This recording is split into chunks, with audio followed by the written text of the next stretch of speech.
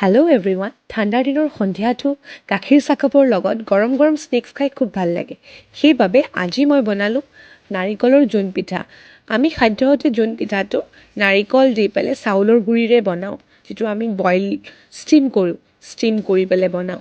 কিন্তু আজি যিহেতু ইভিনিং স্নেক্স হিচাপে খাম আৰু জল্দিও হৈ যায়, বেছি সময়ো নালাগে, সেইকাৰণে মই ময়দাৰে বনালোঁ। ময়দাটো অকণ সময় মাৰি পেলাই ৰিফাইন লগাই পেলাই থৈ দিলোঁ। তাৰপিছত নাৰিকলটো মই ভাজি লৈছোঁ, অকণমান ঘিৰে নাৰিকলটো মই ভাজি লৈছোঁ।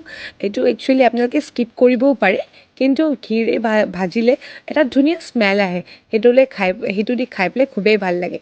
চ' মই ঘিৰে ভাজি লৈছোঁ, অকণমান চুগাৰ দিছোঁ নাৰিকলটো ভাজোঁতে, আৰু এনেকৈ সৰু সৰুকৈ জোন পিঠা কেইটামান বনালোঁ, সকলোৱে যাতে চাহকাপ খাই আনন্দ লয়। আজিলৈ ইমানেই।